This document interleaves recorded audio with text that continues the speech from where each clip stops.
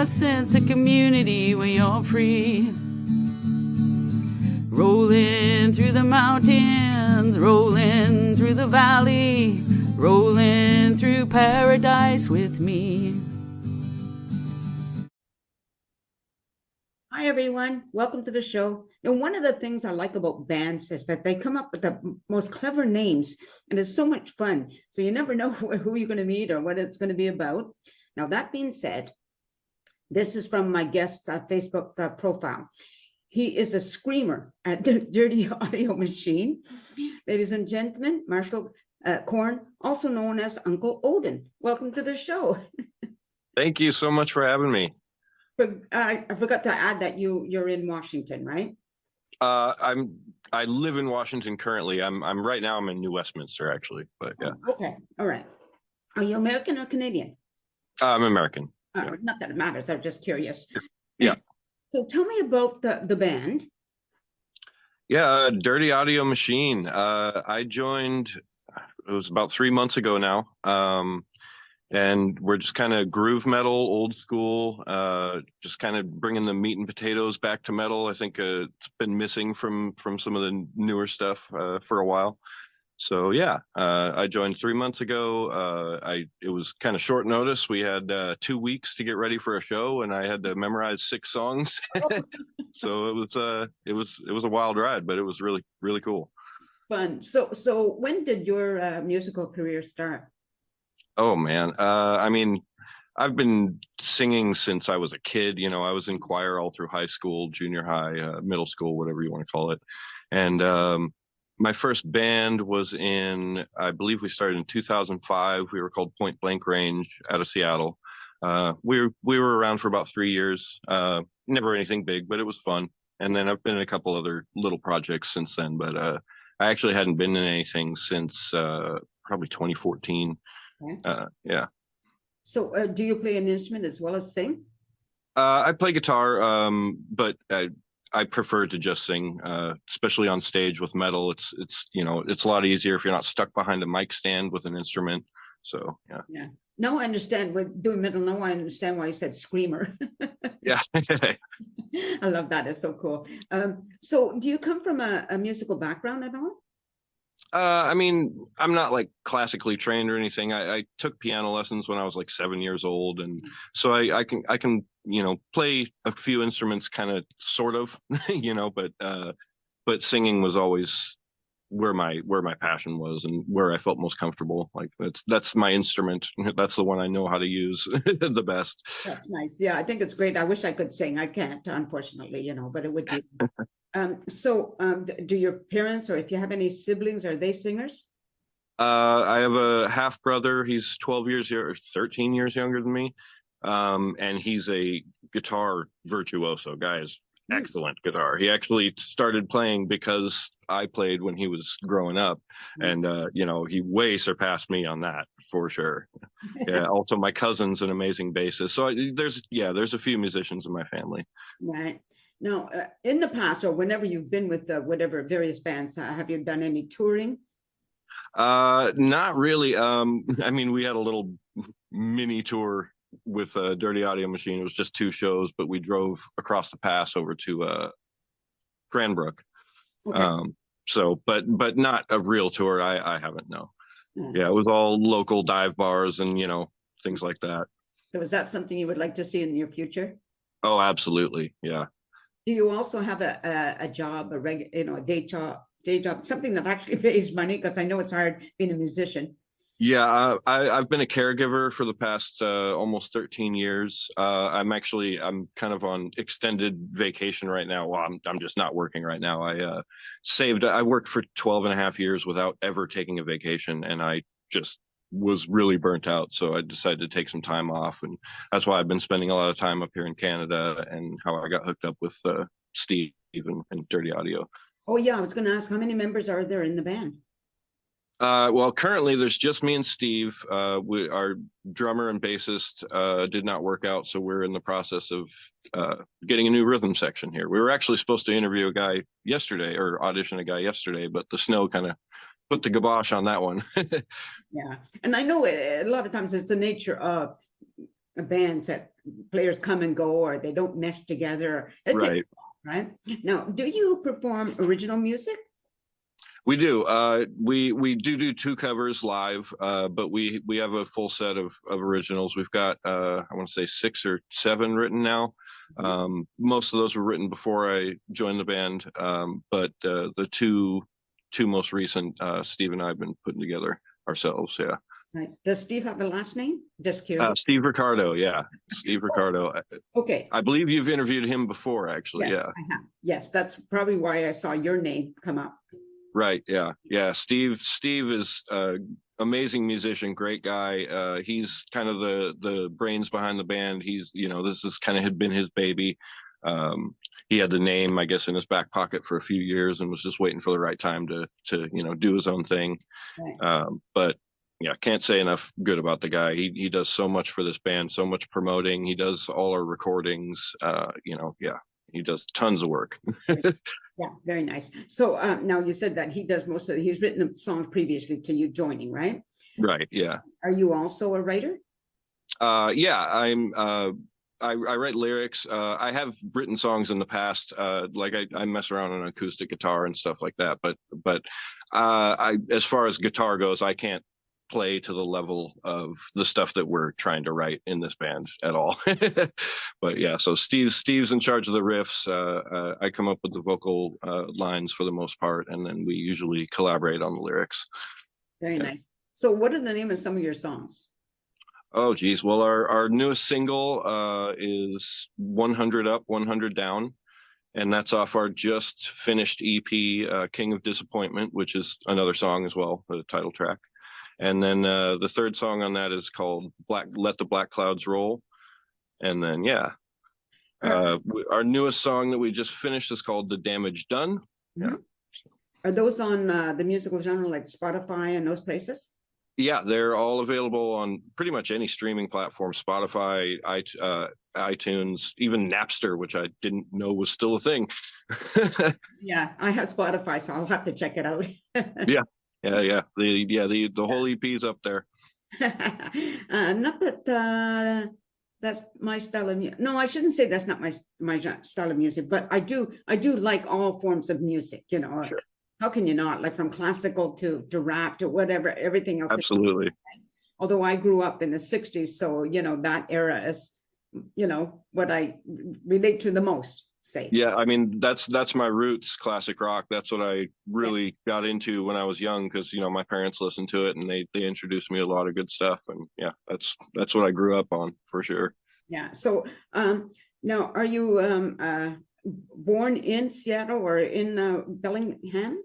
I was born in Bellevue, which is right outside Seattle, and I've lived most of my life in Washington, Seattle area until about 12 years ago, and I moved up to Bellingham. Okay.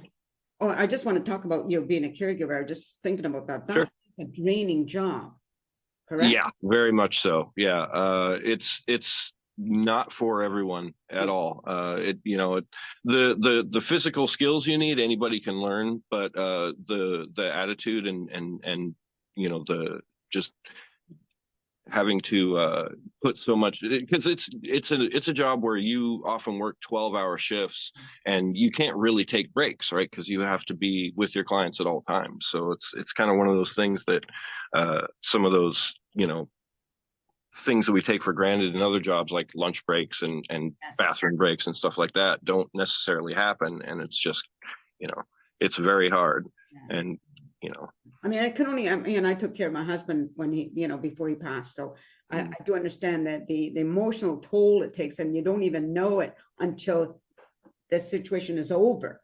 yeah. As then it's like, whoa. Yeah. Sometimes you get home from a really hard, like if a client had a behavioral event or a medical emergency or something, and you just kind of realize, oh, I think I'm in shock, and you kind of collapse onto whatever, seated device is available and just kind of sit there and go, wow.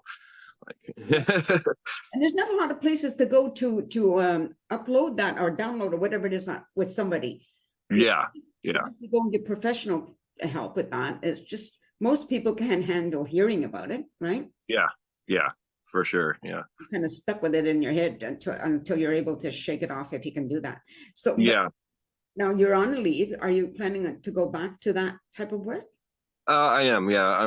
I'm actually hoping to find some work up here so I can move up here and get a PR status, because I'd like to be closer to the band. And honestly, it's just kind of a nicer place to live right now. Wait a minute, it's cold here.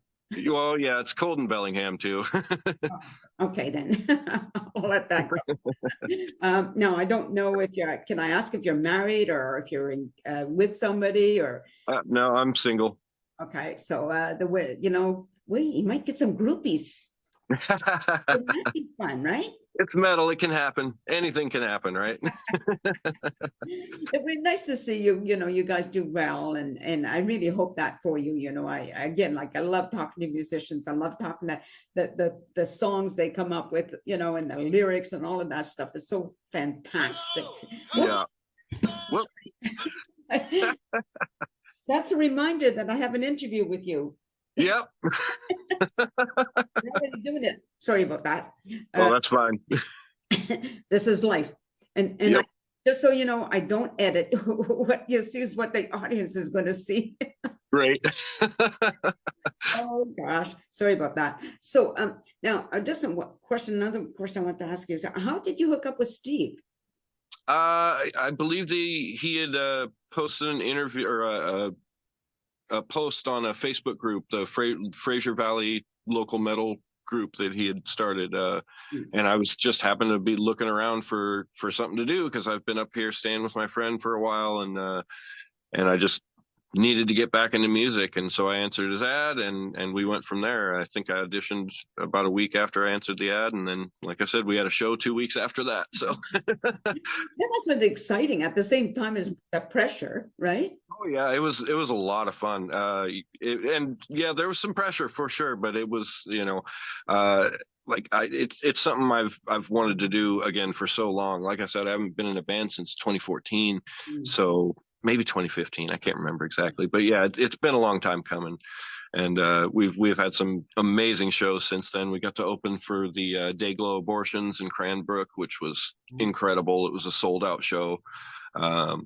We just had a show at the Wolf Bar in Maple Ridge, and then 2 days later at Redgate in Vancouver. Both were a lot of fun.